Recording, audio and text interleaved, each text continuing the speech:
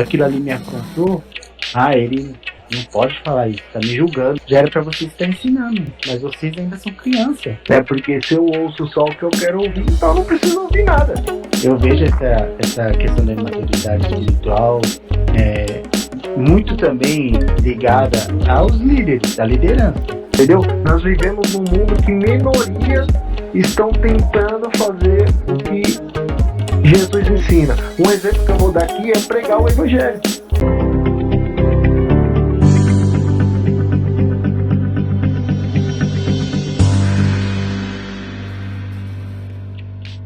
Então, a gente tem meditado nesses dias, né, na situação atual dos cristãos hoje em dia, né? E aí eu acabei caindo numa referência de Hebreus, no capítulo 5, do 11 ao 14. Na linguagem de hoje, tem um subtítulo que tá dizendo o perigo de abandonar a fé. Começa falando que sobre o sacerdócio, no capítulo 5, aí ele fala, olha, nesse versículo 11 ele começa: Nós temos muito a dizer a respeito desse assunto, mas porque vocês custam entender as coisas, ou seja, é difícil explicar para vocês as coisas, depois de tanto tempo vocês já deviam ser mestres, mas vocês ainda precisam que alguém lhe ensine as primeiras lições. Em vez de alimento sólido, vocês ainda precisam de leite. E quem precisa de leite ainda é criança e não tem nenhuma experiência para saber o que é certo e errado. Aí ele finaliza no versículo 14. Porém a comida dos adultos ela é sólida, pois eles, pela prática, sabem a diferença o que é bom e o que é mal. Ou seja, as pessoas estão vivendo num certo mimimi gosto, né? Olha, você não pode falar comigo de determinado assunto porque você tá me julgando, né? Você não tá tendo empatia comigo, né? Não tá tendo empatia comigo. Então, tipo aqui, os hebreus falam assim, olha, já era pra vocês estar ensinando, mas vocês ainda são criança. Então, tipo assim, exatamente. Tem muita imaturidade nas pessoas de entender, tipo assim, olha, o pastor, sei lá, trouxe um sermão de um determinado assunto, aquilo ali me afrontou, ele não pode falar isso, tá me julgando. Não! Ele tem que falar aquilo, porque é a palavra, entendeu? E se a palavra te confrontou, meu amigo, se dê por agradecido, porque o Espírito está te confrontando, né? Então, tipo assim, a gente vive muito isso hoje do não julgueis, da falta de empatia, né? E acaba deixando que muitas práticas se corrompam, continuem se propagando na igreja, né? Sim, e aí tem os dois lados aí, né? Que você precisa, quem tá liderando, quem tá ensinando, ele precisa confrontar quem está ouvindo, né? E quem tá ouvindo também precisa entender que ele precisa ser confrontado, né? Exatamente. E o confronto é exatamente o alimento sólido ali. É o que você precisa, porque aqui, o que esse texto ali ele está descrevendo é muito importante, porque ele está falando assim, você não consegue discernir o que é o bem e o mal, porque você não está experimentando a palavra da justiça, você não está entendendo o que é certo e o que é errado, você não está entendendo o que é justo, porque você, aqui na minha tradução fala, porque é menino, né? Então o que está acontecendo? Quando a gente permite que só entre nossos ouvidos o que a gente quer ouvir, a gente não está experimentando nada de novo. Como que você vai começar a perceber que tem algo que precisa ser mudado em você se você não se permitir ouvir algo que confronte você mesmo, né? E aí, eu só quero ouvir aquilo que vai me fazer amaciar meu ego. Tipo, o que vai me agradar. Ego amaciado tá ok. Então isso beleza. A explicação exata aí pro mimimi gospel que você falou, é exatamente isso. Né? Porque se eu ouço só o que eu quero ouvir, então eu não preciso ouvir nada. Porque eu já tenho definido dentro de mim o que é bom.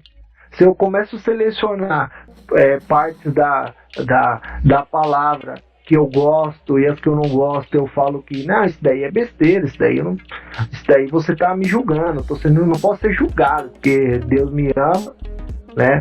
Então Só tá pegando as partes, os versículos avulsos, né? Por exemplo, exatamente. A minha graça te basta, Deus é amor, mas exatamente. Arrependei-vos. Então aqui a palavra tá falando aqui, já era pra, quer dizer, muitas pessoas aí, né, já era pra estar passando adiante os ensinamentos, já era pra estar levando a mensagem do evangelho, as boas novas, mas as pessoas não, elas estão ali ainda falando, não, eu não quero me arrepender disso, porque eu não acho que é errado, eu acho que é certo e tal. E a gente nem tá aqui definindo o que é certo e o que é errado na vida de ninguém, mas a gente tá falando que você precisa começar a filtrar se o ensinamento que você está ouvindo está só inflando os seus egos. Então a gente precisa avaliar isso, porque cada vez que a gente escuta ou a gente lê ou a gente escuta uma palavra assim pregada em cima ali do que a Bíblia ensina, a gente vai ser confrontado, cara. Só deixar claro aqui rapidinho que é diferente. A gente precisa separar, você precisa ser corrigido, não oprimido. Porque muitas vezes tem liderança que pode estar usando a palavra para te oprimir, para te fazer para que você faça exatamente o que a liderança quer, não o que Deus quer. Então a gente precisa deixar claro isso para você não confundir e achar o que a gente está falando é que você que é bom você ser oprimido. Não, você precisa ser confrontado e corrigido. E através da palavra, a palavra te corrige, é o Espírito Santo que faz dentro de você com que você consiga discernir o que é certo, o que é errado e fala, opa, aqui eu preciso mudar. Né? Então por isso que a gente tem que conhecer a palavra. Por isso que a gente tem que conhecer a palavra. Exatamente. O próprio Jesus falou, o povo padece porque não tem conhecimento. Então se você tem uma liderança aí meio suspeita, meio doentia aí, você precisa buscar a orientação na palavra, se aquilo ali se está sendo oprimido por aquela liderança, né, por aquela palavra que ela está sendo redigida para você, ou se você está sendo corrigido. Se for uma palavra de correção, se for uma palavra de correção, o seu líder te ama. Tem a ver com o caráter moral da pessoa também. Então, tipo assim, nós estamos vivendo numa sociedade que, infelizmente, a moralidade, ela tem sido corrompida e eu vou te falar que é triste isso, mas costuma ser uma coisa rara, uma pessoa moral, entendeu? Tipo assim, olha, eu sou realmente uma pessoa íntegra, independente da minha religião, eu não vou mentir, eu não vou roubar, eu não vou conseguir bens ilícitos, entendeu? Então, tipo assim, eu não vou educar meu filho de forma errada. Então, tipo assim, a moralidade, o caráter moral das pessoas tem sido corrompido, infelizmente, né? Então, tipo assim, independente da fé que a pessoa professa, essa palavra também é para ela. Você tem um caráter moral, então você precisa cuidar disso, você precisa zelar pelo legado que você vai deixar para a próxima geração, ou até pela sua geração mesmo, entendeu? Por você mesmo, por você, entendeu? Você tem um caráter moral e você precisa zelar dele por você. E depois você implementar isso espiritualmente, o que vai te aproximar de Deus e etc. Mas, antes de tudo, a gente falar, olha, a gente não tá falando só para cristãos, a gente tá falando também para aqueles que não professam fé nenhuma, entendeu? Tipo, olha, tem coisas erradas que você tem que parar de fazer. Tem coisas certas que você tem que propagar. E a questão, quando a gente colocando agora, professando nossa fé, você que é cristão, que tá vendo, você que tá buscando, entendendo o que a gente tá falando aqui relacionado à sociedade também, que a questão às vezes não é você poder fazer, você pode fazer o que você quiser, a gente também pode, né? O Dimas pode, todo mundo pode fazer o que quiser. Agora a questão é porque você está querendo fazer algo. Isso. Que Qual talvez te motivou a fazer isso? Né, porque você está se sentindo motivado, né? O que está te motivando a fazer isso, né? Exatamente, então, porque essa parte aí que é o preocupante da coisa. A gente pode fazer todas as coisas, mas nem todas são listas. Então, assim, o que preocupa é a motivação daquilo, cara. E pra gente que tem fé, a gente sabe que existe um mundo espiritual aí. A gente entende que nós somos sim tentados. Todo mundo provavelmente vai ouvir, conhece a oração do Pai Nosso, que fala, não nos deixeis cair em tentação. Por que tentação, né? Por que tentação? Porque algo que te tenta te atrai pra fazer. Te atrai, exatamente. E muitas vezes a gente olha e fala todo mundo é tentado em uma área, cara. Exatamente, Dima. Então quando a gente vê, sabe quando você vê, tipo, tá todo mundo fazendo aquilo, você fala, mas tu precisa ir pro outro lado ali. É raro uma multidão se unir pra todo mundo tá fazendo o que é certo, segundo a vontade de Deus, cara. Entendeu? Nós vivemos num mundo que minorias estão tentando fazer o que Jesus ensina. Um exemplo que eu vou dar aqui é pregar o evangelho.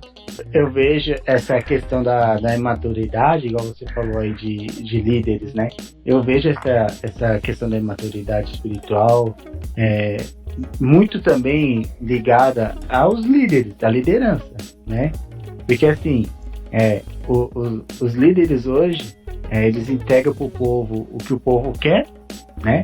Eles falam de um Deus que tem privilégios, né? Um Deus que não quer santidade ou fidelidade. Eles, assim, aqui, o Deus aqui é o Deus do amor, né? Esse Deus aqui, ele é amor. Ele é só amor, entendeu? Mas não, Deus é amor, mas ele é um Deus justo. Então, tipo assim, cara, você errou. Deus é amor, ele vai te perdoar. Mas tem uma justiça ali que vai caminhar, entendeu? Assim, beleza. A palavra dele mesmo fala, o que o homem plantar, certamente ele vai colher, certo? Então, tipo assim, Deus é amor, mas ele é justiça. Então, tipo assim, não adianta você achar que eu posso viver no erro, porque Deus é amor e vai estar tudo bem. E os líderes hoje, o que eles têm que ter ao povo? É isso, um Deus que te dá privilégio, que não requer uma santidade da sua parte. Se Deus é santo, por que ele... Qual a intenção dele deixar você no lamaçal, entendeu? Deus, ele é santo, ele quer o quê? Santidade, né? E aí, uma vez a gente estava falando numa conversa paralela sobre a carta de Judas, né? Sobre os mestres. E o versículo 4 de Judas diz assim, pois alguns homens que não temem a Deus, eles entraram no meio da nossa gente sem serem notados. Eles torcem a mensagem a respeito da graça do nosso Deus, a fim de arranjar uma desculpa para a sua vida imoral. E também eles rejeitam Jesus Cristo, o nosso único mestre e Senhor. Há muito tempo que as Escrituras Sagradas anunciaram a condenação que eles já receberam. Ou seja, você que é líder, você que tem passado a mão na cabeça de um liderado e não tem buscado correção, buscado a santidade junto com ele, aqui Judas já diz, a condenação que eles já receberam, você já está sendo condenado, né? Então esse tipo de liderança tem que parar de torcer a graça e falar assim, olha, você tem a graça, tá tudo ok, e não tá. Você tem a graça, você precisa se converter, se liberar desse seu pecadinho de estimação, se converter às veredas da justiça do Senhor, porque tem um preço.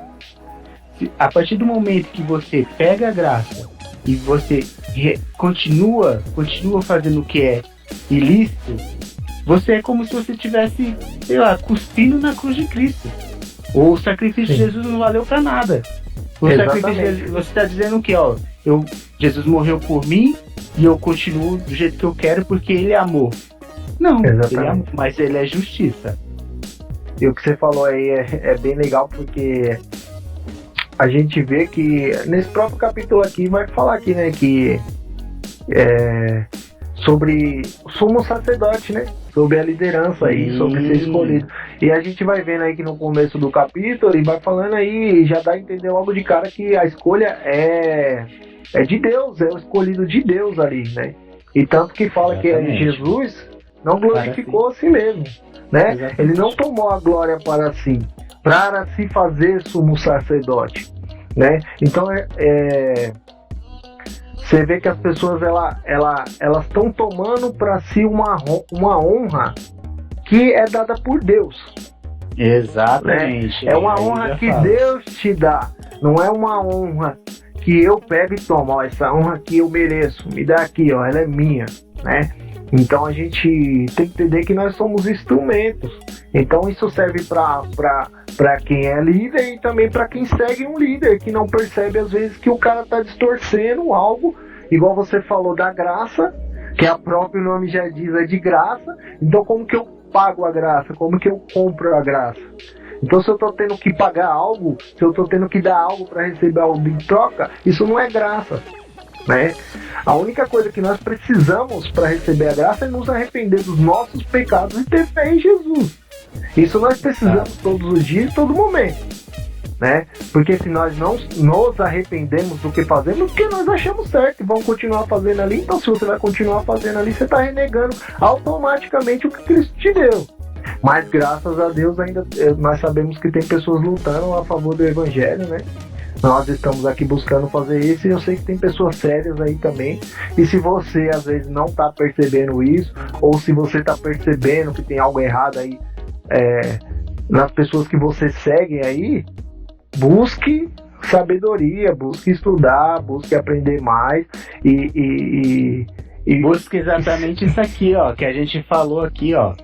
O deixar de exatamente Hebreus 5, do versículo 11 ao 14. Deixar o leitinho, né? De tomar leitinho e tomar alimento sólido. Só assim você vai saber se o seu líder ou se você está andando na palavra está correto ou não. Tem que aceitar que a palavra vai te confrontar e você tem que se converter. Simples. Também. Obrigado aí quem assistiu o vídeo, curte, compartilha aí nosso vídeo aí. Agradecemos por quem nos acompanha e por quem ainda um dia vai nos acompanhar aí, em nome de Jesus.